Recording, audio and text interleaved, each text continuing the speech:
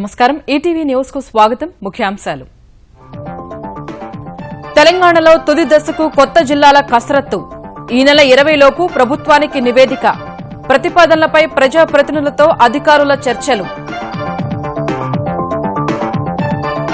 మరో 10,000 కోట్లు పెరిగిన పాలమూరు రంగారెడ్డి వ్యయం అదనపు పనులు కొత్త ధరలతో 45,000 కోట్ల రూపాయలకు చేరిన ప్రాజెక్టు ఖర్చు ముద్రగడ దీక్ష విరమణకు ఆంధ్రప్రదేశ్ సర్కారు ప్రయత్నాలు కేసుల పునర్విచారణకు హామీ డిమాండ్లు నెరవేర్చాలని మాజీ మంత్రి పట్టు మందగమనంగానే నైరుతి రుతుపవనాలు మరో 4 రోజుల్లో తెలుగు రాష్ట్రాల్లో విస్తరించే అవకాశం బంగాళాఖాతంలో ఉపరితల ఆవర్తనంపైనే ఆశలు జీఎస్టీ నమూనా చట్టానికి రాష్ట్రాల ఆమోదముద్ర సరుకు అమ్మిన చోటే సుంకం విధింపు 10 లక్షల రూపాయల టర్నోవర్ దాటిన సంస్థలకు వర్తింపు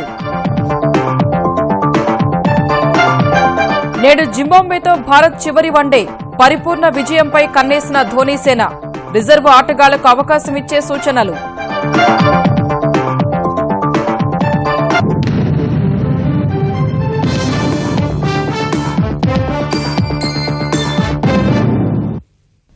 తెలంగాణలో కొత్త జిల్లాల కసరత్తు చివరి దశకు చేరుకుంది. ఈ మేరకు సమగ్ర నివేదిక రూపొందిస్తున్న కలెక్టర్లు ఈ నెల 20 లోపు ప్రభుత్వానికి సమర్పించనున్నారు.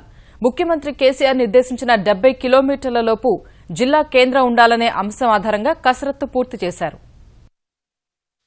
ముఖ్యమంత్రి చంద్రశేఖరరావు సూచనలు, రెవెన్యూ శాఖ ఉన్నతాధికారుల మార్గదర్శకాల ఆధారంగా కొత్త జిల్లాల ప్రక్రియను కలెక్టర్లు ముగింపు దశకు తెచ్చారు. కొత్తగా ఏర్పాటయ్యే జిల్లాల పటాలను అధికారులు సిద్ధం చేస్తున్నారు. కొత్త జిల్లాల్లో మౌలిక సదుపాయాలు జనాభాకు సరిపోతాయా లేదా అనే అంశాలను నివేదికలో చేరుస్తున్నారు. కొత్త జిల్లా కేంద్రాల్లో ఖాళీగా ఉన్న ప్రభుత్వ స్థలాలు ఎంత విస్తీర్ణంలో, ఎంత దూరంలో ఉన్నాయో పేర్కొంటున్నారు. భవిష్యత్తులో జిల్లా కేంద్రంలోని అన్ని ప్రభుత్వ కార్యాలయాలను ఒకే సముదాయంలో ఉండేలా నిర్మించడానికి అవసరమైన స్థలాన్ని గుర్తిస్తున్నారు. కొత్త జిల్లాల ప్రతిపాదనలపై ఉన్నతాధికారులు, జిల్లా మంత్రులు, ఇతర ప్రజాప్రతినిధులతో చర్చిస్తున్నారు. గతంలో వారి నియోజకవర్గం ఏ జిల్లాలో ఉంది, కొత్త జిల్లా ఏ పరిధిలోకి వెళ్తుందనే అంశాలపై చర్చిస్తున్నారు. జిల్లాల మార్పు వ్యతిరేకిస్తూ జరిగే ఆందోళనలను రెవెన్యూ అధికారులు పరిగణనలోకి తీసుకుంటున్నారు. గ్రామ పంచాయతీల వారీగా ఏ జిల్లాలో ఉండాలని కోరుకుంటున్నారో ప్రత్యేకంగా సేకరిస్తున్నారు. కొత్తగా ఏర్పాటు చేసే జిల్లా చారిత్రక నేపథ్యం, ప్రముఖ దేవాలయాలు, ఆ ప్రాంతపు ప్రత్యేకతలు, సంస్కృతికి సంబంధించిన ముఖ్యాంశాలను స్పష్టంగా పేర్కొంటున్నారు. 4-5 రోజుల్లో ఈ ప్రక్రియ పూర్తి చేసి ఈ నెల 20 లోపు కొత్త జిల్లాల సమగ్ర చిత్రాన్ని ఆవిష్కరించనున్నారు. కలెక్టర్లు తయారు చేసే నివేదికను పరిశీలించనున్న ప్రభుత్వం పార్టీల అభిప్రాయాలను తీసుకుని ముసాయిదా ప్రకటన విడుదల చేయనుంది. సెప్టెంబర్ 10 లోపు ప్రక్రియ పూర్తి చేయనుంది. పురపాలనలో ప్రజల భాగస్వామ్యాన్ని పెంచే దిశగా చర్యలు చేపట్టినట్లు తెలంగాణ పట్టణాభివృద్ది శాఖ మంత్రి కేటీఆర్ తెలిపారు. సొంత నియోజకవర్గం సిరిసిల్లలో వాట్సాప్ ద్వారా వచ్చిన ఫిర్యాదుల మేరకు వివిధ వార్డుల్లో మంత్రి పర్యటించారు. సమస్యలు పరిష్కరిస్తామని హామీ ఇచ్చారు. ప్రతి ఒక్కరూ ఒక మొక్క నాటి హరితహారంలో భాగస్వాములు కావాలని ఆయన కోరారు. పురపాలికల అభివృద్దికి 1000 కోట్ల నిధులు సమీకరించడమే కాకుండా పౌరులతో కమిటీలు ఏర్పాటు చేయనున్నట్లు కేటీఆర్ తెలిపారు. అందరు కార్మికులు అడిగేది కూడా మాకు పని కావాలని అడుగుతారు. పని కావాలి, పనికి తగ్గ కూలి కావాలి, అంతే కదా. సో పనికి సంబంధించి కూడా ఏం చేస్తున్నామంటే గవర్నమెంట్ నుంచి స్కూల్ బట్టలు, స్కూల్ పిల్లలకు యూనిఫామ్ ఇస్తాం కదా, దగ్గర 80 లక్షల మీటర్ల బట్ట మొత్తం ఆర్డర్ సిరిసిల్లకే ఇస్తున్నాం. ఎందుకంటే ఇక్కడ ఉన్న వాళ్ళు అందరూ మన వాళ్ళు బాగుండాలి, బాగుపడాలి, ఇండస్ట్రీ బతకాలనేది చూస్తున్నాం. పైసల విషయంలో కూడా, కూలీ విషయంలో కూడా గతంలో కూలీ ఒప్పందంలో కూడా నేనున్నా, కానీ అది అమలు అయితే లేదు, కొన్ని ఇబ్బందులు ఉన్నాయి. తెరాస సర్కారు ప్రతిష్టాత్మకంగా తీసుకున్న పాలమూరు రంగారెడ్డి ఎత్తిపోతల అంచనా వ్యయం మరో 10,000 కోట్లు పెరిగే అవకాశాలు కనిపిస్తున్నాయి. గత ఏడాది జూన్లో 35,000 కోట్ల విలువైన పనులకు ప్రభుత్వం పరిపాలన అనుమతులిచ్చింది. 6 బ్యారేజీలు, 5 ఎత్తిపోతల నిర్మాణానికి 2 నెలల క్రితం ఒప్పందాలు జరిగాయి. రోజుకు 1.5 టీఎంసీ నీటి చొప్పున 9 టీఎంసీల నీరు తీసుకోవాలని మొదట ప్రతిపాదించారు. డిండి ఎత్తిపోతలకు ఇక్కడి నుంచే నీరు తీసుకునే ఆలోచనతో మొదటి ఎత్తిపోతల సామర్థ్యాన్ని 2 టీఎంసీలకు, కాల్వల సామర్థ్యాన్ని 2 టీఎంసీలకు పెంచారు. మొదట ప్రతిపాదించిన 6 జలాశయాలకు తోడు 21 టీఎంసీల సామర్థ్యంతో అంతరం, హేమసముద్రం వద్ద మరో 2 జలాశయాలను చేపట్టేందుకు ప్రణాళికలు రూపొందించారు. 2 అదనపు జలాశయాల నిర్మాణం 3,500 కోట్లు కావచ్చని అంచనా. మొదట ఎకరాకు 4 లక్షల పరిహారాన్ని నిర్ణయించారు. తర్వాత 3.5, 4.5, 5.5 లక్షలుగా చెల్లిస్తున్నారు. పరిపాలనా అనుమతులను 2014-15 ధరల ప్రకారం ఇచ్చినప్పటికీ టెండర్లకు 2015-16 ధరల ప్రకారం అంచనాలను రూపొందించారు. ఫలితంగా 3,000 కోట్ల వరకు వ్యయం పెరిగినట్లయిందని అధికారులు చెబుతున్నారు. మొత్తంగా మరో 10,000 కోట్ల రూపాయల అదనపు వ్యయంతో కలుపుకొని ప్రాజెక్టు నిర్మాణ వ్యయం 45,000 కోట్ల రూపాయల వరకు చేరనుందని సమాచారం. ఈ మేరకు ప్రభుత్వానికి నివేదించనున్నారు. కాపు రిజర్వేషన్లు తుని ఘటన నిందితులపై కేసుల ఉపసంహరణ కోసం మాజీ మంత్రి ముద్రగడ చేస్తున్న దీక్షను విరమింపజేసేందుకు ఆంధ్రప్రదేశ్ ప్రభుత్వం ప్రయత్నాలు ముమ్మరం చేసింది. పద్మనాభం ఆరోగ్యం క్షీణిస్తున్న నేపథ్యంలో దీక్ష విరమింపజేసేందుకు ప్రభుత్వ ప్రతినిధుల బృందం జరిపిన చర్చల్లో ప్రతిష్టంభన నెలకొంది. కేసులపై పునర్విచారణ హామీతో దీక్ష విరమింపజేసేలా చూడాలని ముఖ్యమంత్రి చంద్రబాబు కాపువర్గ మంత్రులు ప్రజాప్రతినిధులకు సూచించారు. ముద్రగడ మాత్రం డిమాండ్లు నెరవేర్చాలని పట్టుబడుతున్నారు. రాజమహేంద్రవరం ప్రభుత్వ ఆసుపత్రిలో దీక్ష కొనసాగిస్తున్న మాజీ మంత్రి ముద్రగడ పద్మనాభంను బుజ్జగించేందుకు ఆంధ్రప్రదేశ్ సర్కారు ప్రయత్నిస్తోంది. పలు దఫాలుగా కాపువర్గ మంత్రులు ప్రజాప్రతినిధులతో సమావేశమైన ముఖ్యమంత్రి చంద్రబాబు దీక్ష జటిలం కాకుండా చర్యలు చేపట్టాలని సూచించారు. తూర్పు, పశ్చిమ గోదావరి, కృష్ణా, విశాఖ జిల్లాల నేతలతో ముఖ్యమంత్రి భేటీ అయ్యారు.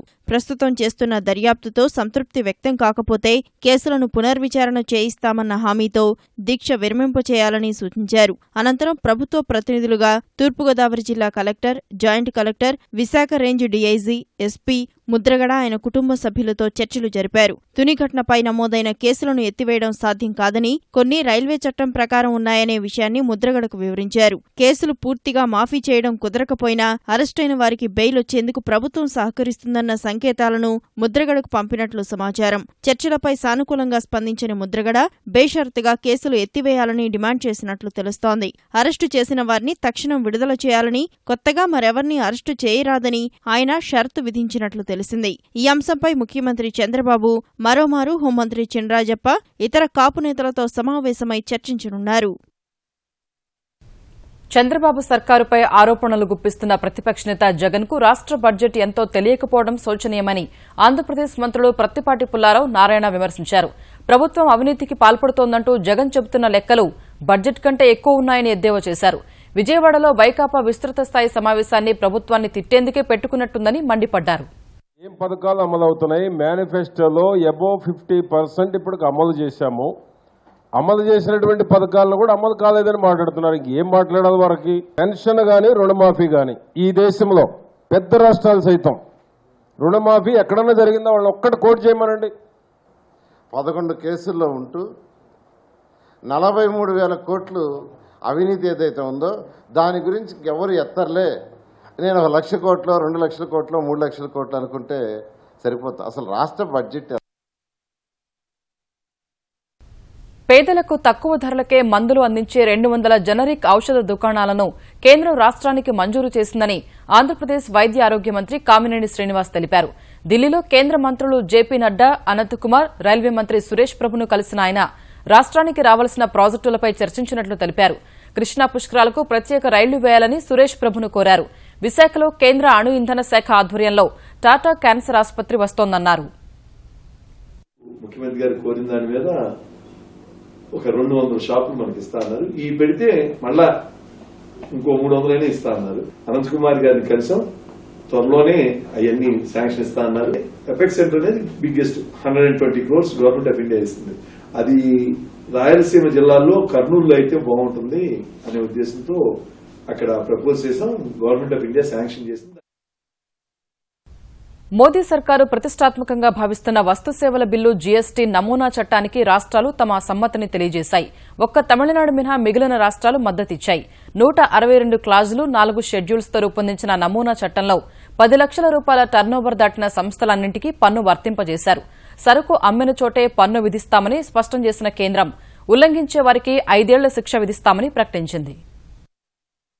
దేశవ్యాప్తంగా పన్నుల్లో ఏకరూపత తీసుకొచ్చేందుకు, వివిధ దశల్లో పన్ను వసూళ్లను తగ్గించేందుకు ఉద్దేశించిన వస్తు సేవల పన్ను చట్టం జీఎస్టీని మొదటి లావాదేవీ జరిగినప్పుడే వర్తింపజేస్తామని కేంద్ర ఆర్థిక శాఖ స్పష్టం చేసింది. బంగాళ ఆర్థిక మంత్రి అమిత్ మిత్రా నేతృత్వంలో కోల్కతాలో సమావేశమైన రాష్ట్రాల ఆర్థిక మంత్రుల సాధికారిక బృందంలో ఈ మేరకు వస్తు సేవల పన్ను చట్టం నమూనా చట్టాన్ని ప్రవేశపెట్టగా దాదాపు అన్ని రాష్ట్రాలు ఈ నమూనా చట్టానికి ఆమోదముద్ర వేశాయి. 10 లక్షల రూపాయల వార్షిక టర్నోవర్పై మాత్రమే పన్ను విధిస్తామంటూ కొన్ని నెలలుగా ఉన్న ప్రతిష్టంభనను కేంద్రం తొలగించిన వేళ నమూనా చట్టానికి అధిక రాష్ట్రాలు అంగీకారం తెలిపాయి. ఈశాన్య రాష్ట్రాల్లో మాత్రం ఈ పరిమితిని 5 లక్షలకు కుదించారు. ఆర్థిక మంత్రి అరుణ్ జైట్లీ కూడా హాజరైన ఈ సమావేశంలో నమూనా చట్టంలోని పలు అంశాలపై సుదీర్ఘంగా చర్చించారు. అదనపు పన్ను నియమావళి, వినియోగదారుల సంక్షేమ నిధి, 50 లక్షల టర్నోవర్ దాటిన సంస్థలు, వ్యక్తులపై సంవిధాన పన్ను వంటి అంశాలపై రాష్ట్రాలు వెలిబుచ్చిన అనుమానాలపై జైట్లీ వివరణ ఇచ్చారు. వస్తుసేవల కొనుగోళ్లు, ఆన్లైన్లో కొనుగోళ్లపై మొదటి లావాదేవీ వద్ద మాత్రమే పన్ను విధిస్తామని ఈ సందర్భంగా జైట్లీ స్పష్టం చేశారు. జైట్లీ వివరణతో ఆన్లైన్ ద్వారా ఒక రాష్ట్రంలో వస్తువులు కొని మరో రాష్ట్రానికి పంపిణీ చేయాల్సిన సందర్భాల్లో పన్ను చెల్లింపులపై తలెత్తిన అనుమానాలకు తెరపడినట్లయింది. There was a complete consensus on the fact that there should be no constitutional cap because contingencies might arise in future as far as the quantum of taxation fixed by the GST Council is concerned. It is best left to the discretion of the Council. As far as the 1% additional tax for a period of 2 years is concerned, I have already indicated that I am quite flexible on that issue. We will try our best to see that the constitutional amendments are approved in the monsoon session, and therefore by the end of the year we must have the CGST and the SGST legislations in place. Thereafter the IGST legislation would require to be passed by the centre also. ఇకపై పన్నులు విధించే అంశాన్ని రాష్ట్రాల ఆర్థిక మంత్రులతో కూడిన GST అత్యున్నత council నిర్ణయిస్తుందని తెలిపిన జైట్లీ, వినియోగదారుల సంక్షేమాన్ని దృష్టిలో పెట్టుకుని అపిలేట్ అథారిటీని కూడా ఏర్పాటు చేసుకునే సౌలభ్యాన్ని నమూనా చట్టంలో కల్పించినట్లు తెలిపారు. అయితే నమూనా చట్టంతో తమిళనాడు విభేదించింది. వస్తుసేవల పన్ను బిల్లుకు అన్నాడీఎంకే ప్రతిపాదించిన సవరణలకు కేంద్రం అంగీకరించాల్సిందేనని తమిళనాడు ముఖ్యమంత్రి జయలలిత ప్రధాని నరేంద్ర మోదీకి స్పష్టం చేశారు. ఆర్థిక మంత్రుల సమావేశంపై స్పందించడానికి నిరాకరించిన కాంగ్రెస్ పార్టీ పార్లమెంటు వర్షాకాల సమావేశాల కోసం వేచి చూస్తున్నట్లు ప్రకటించింది. ఆసియాలోని 50 ఉత్తమ విశ్వవిద్యాలయాల జాబితాలో భారత్కు చెందిన 5 విద్యాసంస్థలు చోటు దక్కించుకున్నాయి. 17 దేశాలకు చెందిన 920 విశ్వవిద్యాలయాల్లోని పరిస్థితులు, ప్రమాణాల్ని అధ్యయనం చేసి క్యూఎస్ అనే సంస్థ రూపొందించిన జాబితాలో Bengaluru Indian institute of science సహా ముంబై, ఢిల్లీ, మద్రాస్, కాన్పూర్ ఐఐటీలు తొలి 50 లోపు ర్యాంకులు సంపాదించాయి. ఆసియా వ్యాప్తంగా 33వ ర్యాంకుతో బెంగళూరు ఐఐఎస్ఈ దేశంలోనే ఉత్తమ విద్యాసంస్థగా గుర్తింపు పొందింది. ఐఐటీల విషయంలో ముంబై 35, ఢిల్లీ 36, మద్రాస్ 43, కాన్పూర్ 48వ ర్యాంకు సంపాదించాయి. ఖరగ్పూర్, రూర్కీ, గువాహటి ఐఐటీలు 51 నుంచి 100 లోపు స్థానాల్లో నిలిచాయి. ఆంధ్ర విశ్వవిద్యాలయం 301వ ర్యాంకుకు పరిమితమైంది. ఆసియాలో అత్యుత్తమ విశ్వవిద్యాలయంగా సింగపూర్ జాతీయ యూనివర్సిటీ గుర్తింపు పొందితే హాంకాంగ్ విశ్వవిద్యాలయం 2వ స్థానంలో నిలిచింది. కాంగ్రెస్, సిపిఐ ప్రజాప్రతినిధులు నేడు తెరాసలో చేరనున్నారు. నల్గొండ ఎంపీ గుత్తా సుఖేందర్ రెడ్డి, మిర్యాలగూడ ఎమ్మెల్యే భాస్కరరావు, మాజీ మంత్రి వినోద్, మాజీ ఎంపీ వివేక్, కోరుట్ల నియోజకవర్గ కాంగ్రెస్ నేత జువ్వాడి నరసింగారావు ఇవాళ మధ్యాహ్నం 3 గంటలకు ముఖ్యమంత్రి చంద్రశేఖరరావు సమక్షంలో తెరాస కండువా కప్పుకోనున్నారు. సిపిఐ ఎమ్మెల్యే రవీంద్రనాయక్ సైతం తెరాసలో చేరనున్నారు. మరికొందరు కాంగ్రెస్ నేతలు త్వరలోనే కారెక్కడం ఖాయమని తెరాస నేతలు చెబుతున్నారు. స్వప్రయోజనాల కోసమే గుత్తా సుఖేందర్ రెడ్డి, భాస్కరరావు తెరాసలో చేరుతున్నారని కాంగ్రెస్ నాయకుడు మాజీ మంత్రి కోమటిరెడ్డి వెంకటరెడ్డి ఆరోపించారు. ఇద్దరికీ నైతిక విలువలుంటే వెంటనే పార్టీకి, పదవులకు రాజీనామా చేయాలని డిమాండ్ చేశారు. ఇరువురు పార్టీని వీడటం వల్ల నల్గొండ జిల్లాలో కాంగ్రెస్ కార్యకర్తలు సంబురాలు చేసుకుంటున్నారన్న కోమటిరెడ్డి, గుత్తా సుఖేందర్ రెడ్డి, భాస్కరరావు పదవులకు రాజీనామా చేసి తెరాస నుంచి గెలిస్తే తాను రాజకీయ సన్యాసం చేస్తానని సవాల్ విసిరారు. సుఖేందర్ రెడ్డి గారు నా ఒక మాట చెప్పారు, అవసరం అయితే రాజీనామా చేస్తాను అని. నీకు ఏ మాత్రం కాంగ్రెస్ పార్టీకి పనిచేయకుండా నీకు 2 సార్లు ఎంపీగా నాలాంటి కార్యకర్తలు కష్టపడి పైసా ఖర్చు లేకుండా నేను గెలిపించాం. మీరు ఎంత మంది మంత్రులు పెట్టినా ఏమన్నా చేసుకుని మీరు గెలవండి, నేను పొలిటికల్ రిటైర్మెంట్ ప్రకటిస్తానని చెప్పి ప్రకటిస్తున్నాను. ఈ రోజు ఎంపీటీ గడిస్తే పోటీ చేస్తా, బ్రహ్మాండంగా వరంగల్ మెజార్టీ కంటే ఎక్కువ మెజార్టీ వస్తుంది. నాకు భాస్కర్ రావు మీద మామూలు కార్యకర్తను పెట్టి గెలిపిస్తా. హరితహారంతో రాష్ట్రాన్ని హరిత తెలంగాణగా మార్చేందుకు ప్రతి ఒక్కరూ కృషి చేయాలని తెలంగాణ పంచాయతీరాజ్ గ్రామీణాభివృద్ది శాఖ మంత్రి జూపల్లి కృష్ణారావు కోరారు. హరితహారం జాతీయ ఉపాధి హామీ పథకంపై వీడియో కాన్ఫరెన్స్ నిర్వహించిన ఆయన 4,93 లక్షల టేకు మొక్కలు, 2,32 లక్షల ఇతర మొక్కలతో పాటు 15 లక్షల పండ్ల మొక్కలను గ్రామీణాభివృద్ది శాఖ ద్వారా నాటనున్నట్లు తెలిపారు. చెరువు కట్టలపై ఈత చెట్లు, వర్షాభావ ప్రాంతాల్లో వేప, మునగ, బొప్పాయి, తుమ్మ చెట్లను నాటాలని కోరారు. ఇందుకోసం రాబోయే 3 ఏళ్లలో చేపట్టాల్సిన కార్యాచరణ ప్రణాళిక తయారు చేయాలని మంత్రి జూపల్లి ఆదేశించారు. తెలంగాణలో ఎంసెట్ కౌన్సిలర్ రిజిస్ట్రేషన్ ఫీజును స్వల్పంగా పెంచనున్నారు. ఎస్సీ ఎస్టీలకు 400 రూపాయల నుంచి 500, ఇతరులకు 800 రూపాయల నుంచి 1000కి పెంచే అవకాశం ఉంది. ఎంసెట్ కౌన్సిలింగ్ లో పాల్గొనే సిబ్బంది వేతనాలు, సాంకేతిక పరిజ్ఞాన వినియోగం కోసం ఫీజు పెంచాలని తెలంగాణ విద్యాశాఖ ప్రతిపాదించింది. ఈ అంశంపై ఎంసెట్ ప్రవేశాల కమిటీ నేడు నిర్ణయం తీసుకోనుంది. మరోవైపు తెలంగాణలో ఎంసెట్ ఆప్షన్ల ప్రక్రియ జూలై 2వ వారంలో ప్రారంభమయ్యే అవకాశం కనిపిస్తోంది. ఐఐటీ కౌన్సిలింగ్ మొదటి విడత పూర్తయిన తర్వాతే ఆప్షన్లు మొదలుపెట్టే ఆలోచనలో అధికారులు ఉన్నారు. నైరుతి రుతుపవనాలు మరో 4-5 రోజుల్లో తెలంగాణలో ప్రవేశించే అవకాశాలు ఉన్నాయని హైదరాబాద్ వాతావరణ కేంద్రం ప్రకటించింది. అదే సమయంలో కోస్తాంధ్ర, రాయలసీమలోని మరిన్ని ప్రాంతాలకు విస్తరించే అవకాశాలు ఉన్నాయని వెల్లడించింది. కోస్తాంధ్ర, రాయలసీమలోని కొన్ని ప్రాంతాల్లో ప్రవేశించిన రుతుపవనాలు మందగించాయని 2-3 రోజుల్లో బంగాళాఖాతంలో ఏర్పడనున్న ఉపరితల ఆవర్తనంతో అవి విస్తరించేందుకు అనువైన పరిస్థితులు ఏర్పడతాయని వాతావరణ విభాగం తెలిపింది. నైరుతి రుతుపవనాల యొక్క విస్తరణని, అది ఇచ్చే వర్షపాతాన్ని బాగా ప్రభావితం చేశాయి. ఉత్తర బంగాళాఖాతంలో ఏర్పడే అల్పపీడన ప్రాంతాలు, అటు అరేబియా సముద్రంలో ఏర్పడే అల్పపీడన ప్రాంతాలు, పశ్చిమ మధ్య బంగాళాఖాతంలో ఏర్పడిన ఉపరితల ఆవర్తనం క్రమంగా దూరంగా వెళ్లిపోయి దాని ప్రభావం పూర్తిగా తగ్గింది. ఇటు అరేబియా సముద్రంలో ఉపరితల ఆవర్తనం కూడా పెద్ద ప్రభావం లేకపోవడంతో గత 4 రోజుల నుంచి కూడా రుతుపవనాలు స్థిరంగా కొనసాగినాయి. ప్రతి ఒక్కరూ శారీరకంగా, మానసికంగా ఆరోగ్యంగా ఉండేలా చూసేందుకు యోగాపై ప్రజల్లో చైతన్యం తీసుకొచ్చేందుకు కేంద్ర మంత్రులు, వారి శాఖలు సహకరించాలని ప్రధాని నరేంద్ర మోదీ కోరారు. జూన్ 21న అంతర్జాతీయ యోగా దినోత్సవాన్ని జరుపుకోనున్న వేళ ఈ మేరకు మంత్రులందరికీ లేఖ రాశారు. యోగా దినోత్సవం సాదాసీదా కార్యక్రమం కాదని, యోగాను ప్రజల నిత్య జీవితంలో ఓ భాగంగా మార్చే మార్గమన్నారు. కుల, మత, వయోభేదాలకు అతీతంగా యోగాను ప్రజల్లో విస్తృత ప్రచారం కల్పించేందుకు చేస్తున్న ప్రయత్నంలో అంతా సహకరించాలని మంత్రులకు రాసిన లేఖలో మోదీ కోరారు.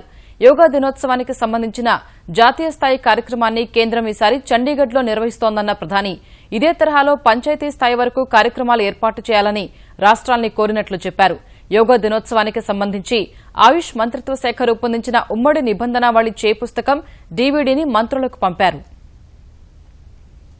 ఈ నెల 21న అంతర్జాతీయ యోగా దినోత్సవాన్ని ఘనంగా నిర్వహించేందుకు పలు సంస్థలు సన్నాహాలు చేస్తున్నాయి. ఇందులో భాగంగా ఆర్ట్ ఆఫ్ లివింగ్ 100 దేశాల్లో యోగా దినోత్సవ నిర్వహణకు ఏర్పాట్లు చేస్తోంది. ఆర్ట్ ఆఫ్ లివింగ్ వ్యవస్థాపకుడు శ్రీ రవిశంకర్ బ్రసెల్స్లోని ఐరోపా పార్లమెంట్లో ధ్యానంతో కార్యక్రమాన్ని ప్రారంభించనుండగా Washington DC, Boston, Columbus, Minnesota, San Francisco, Portland, Seattle సహా యూకేలో ఈ నెల 21న సుదర్శన క్రియ, యోగా, ధ్యాన శిబిరాలను ఏర్పాటు చేయనున్నారు. ఇక భారత్లో భారీ స్థాయిలో కార్యక్రమాలు చేపట్టనున్న ఆ సంస్థ ఢిల్లీలో 20,000 మంది, ముంబైలో 16,500 మంది యోగా దినోత్సవాల్లో పాల్గొంటారని తెలిపింది. ఈటీవీ న్యూస్ సమాప్తం. నమస్కారం.